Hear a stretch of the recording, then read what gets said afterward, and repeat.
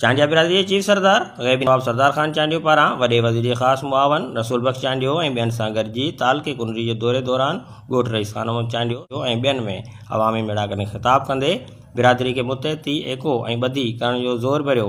ॿधी करण सां अॼु पंजाब में बि असां ॿ सूबाई असेंबली मेंबर खणी सघिया आहियूं। सियासी तौर बिल्कुल हर कंहिं जा वास्ता पंहिंजे हिसाब सां आहिनि, पर जाते मजबूती की जरूरत हुजे उते पंहिंजे भाइरनि जा मजबूती कंदो। त इहो पहिरों हिकिड़ो सफ़र आहे जेको असां शुरू कयो आहे।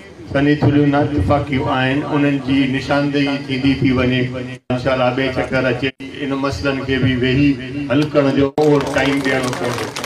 सिंध टीवी न्यूज़ सां ॻाल्हाईंदे सरदार नवाब खान ऐं ॿियनि चयो त कोशिश त आहे बिरादरी जे लिहाज़ खां उन्हनि खे ॿधी करण बि सियासी हर कंहिंजी पंहिंजी सोच हूंदी आहे। तव्हां सियासी सोच खे कंहिं बिरादरी में बंदि न करे सघंदो, सम्झो न। त इंशाअल्लाह उमेदु आहे असांजे अलाह जी महिरबानी सां चांडिया बिरादरी ॿधी थियण खां ऐं पीपुल्स पार्टी जेका असांखे चांडिया क़ौम खे हिते इज़त ॾिनी आहे, अॻे असां वटि कंहिं बि पार्टी एतिरी कोन ॾिनी आहे।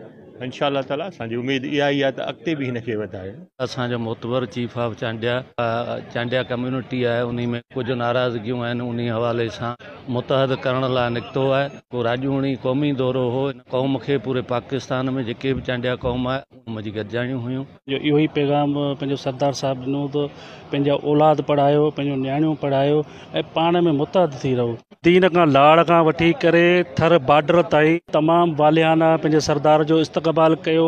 तव्हां ॾिठो हूंदो चांडियन बिरोइन जो इंसिडेंट थियो, तंहिंमें 4-5 के चांडिया मारिजी विया, 4-5 बिरोई मारिजी विया। जो मेड़ वारी साइड सरदार साहब यकदमि पंहिंजो वञी उते पहुतो आहे। ईअं न सम्झाई त हे चांडिया आहिनि बिरोइन, पर हुननि खे गॾु विहारे करे आमादा कई त तव्हांजी सुलह या जेको हूंदो उहो कंदासीं।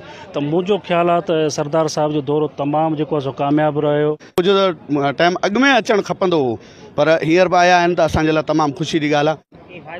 बिल्कुलु बिल्कुलु बिल्कुलु असां अॼु सभु ॾिसो न, असां सभु भाउ अॼु गॾु वेठा आहियूं, हर ॻाल्हि में गॾु हुआसीं। असांजी क़ौम ते जिते बि का ज़्यादती हुजे उते असीं सभु मुतहद चांडिया क़ौम हुजूं। बाक़ी सियासी हिसाब सां त हर दोस्त पंहिंजे पंहिंजे हिसाब सां उन में बि इंशाअल्लाह इत्तेहाद ऐं मुतफ़िक़ हूंदासीं ऐं इंशाअल्लाह असांजा क़ौमी मसइला हल थींदा। सभिनी माण्हुनि सां सभिनी मौज़ूदनि सां मुलाक़ातूं कयूं, अचण सां असांखे तमामु घणी ख़ुशी आहे।